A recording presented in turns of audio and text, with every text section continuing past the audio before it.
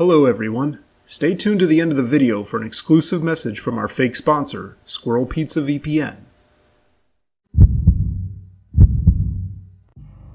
We took a field trip in 4th grade to an aluminum can factory, but little did I know that it would lead to the most terrifying experience of my life. As we stepped off the bus, the air was thick with the scent of molten metal, and the sound of machinery filled our ears. Our guide, a tall man with a stern face, led us through the factory, explaining the process of aluminum can production. As we walked, I couldn't shake the feeling that something was off. The workers seemed almost robotic, their movements jerky and unnatural.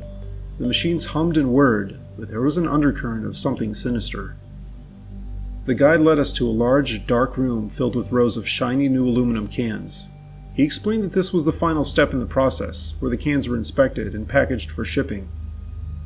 But as we watched, I saw something that made my blood run cold.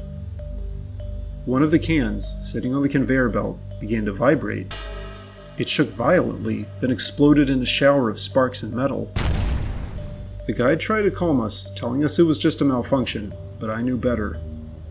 As we made our way back to the bus, I saw something out of the corner of my eye. One of the workers, his face contorted in a grotesque smile, was watching us. His eyes glowed with an unnatural light, and I knew that he wasn't human. That night I couldn't sleep. I tossed and turned, haunted by the memory of that smiling worker and the exploding can. The next day, I told my parents about the field trip, but they dismissed my fears as the overactive imagination of a child. But I knew the truth. The aluminum can factory was not what it seemed. It was a gateway to another dimension, a portal to a place of darkness and terror. And I had been there. I had seen the other side. Years later, I still can't shake the memory of that field trip. The aluminum can factory remains a place of nightmares, a reminder of the horrors that lurk just beyond our understanding. And I know that one day I will return, but this time I will be ready. I trudged along the deserted beach, the cold, salty wind whipping my face. The sky was a dull gray, mirroring the bleakness of my situation. I was out here, picking up aluminum cans to make ends meet. It wasn't glamorous, but it was honest work. As I bent down to pick up another can, I heard a strange noise behind me. It sounded like a low growl, but when I turned around, there was nothing there. After a few seconds, I shrugged it off and continued my work. But then, as I walked further down the beach, the noise returned. This time it was louder and more menacing. I spun around, my heart pounding in my chest, but again there was nothing. I tried to ignore the fear creeping up my spine, telling myself it was just my imagination, but as I bent down to pick up another can, I felt a sharp pain in my ankle. I looked down and saw a set of razor-sharp teeth sinking into my flesh. I screamed and tried to pull away, but the creature's grip was too strong. It was unlike anything I had ever seen before, a grotesque mix of scales and fur, with eyes that glowed an eerie red. It snarled and pulled me closer, its claws digging into my skin. In that moment, I knew I was going to die. I had no weapon, no way to defend myself against this monster. All I could do was scream and pray for someone to hear me, but the beach was deserted, and my cries were swallowed by the howling wind. As the creature dragged me towards the water, I realized that my life was about to end. But even as I faced death, I couldn't help but wonder, where did this monster come from? And why did it choose me?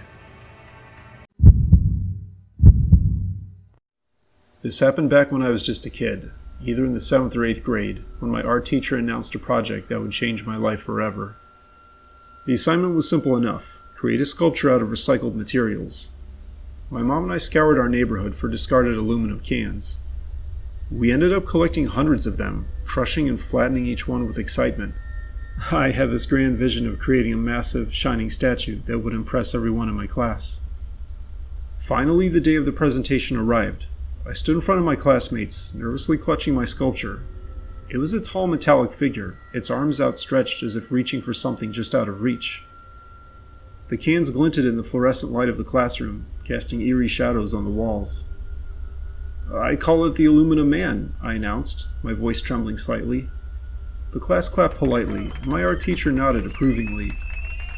But as I sat back down, a chill ran down my spine.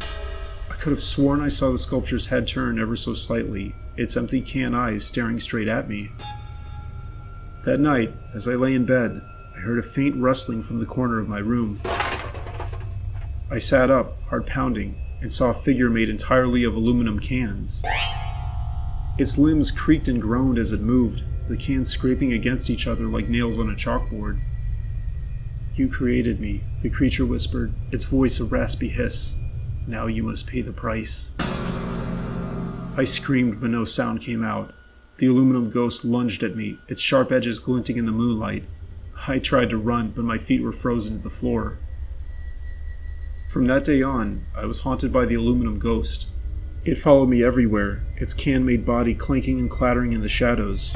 I tried to destroy it, to throw it away, but it always came back. And every time it did, it was more twisted and grotesque than before. No one believed me, of course.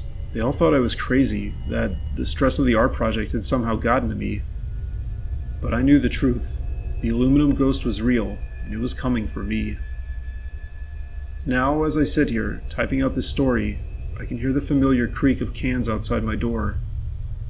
It's only a matter of time before the aluminum ghost claims me once and for all, and when it does, I can only hope that someone will remember my warning and never, ever create a sculpture out of recycled materials again.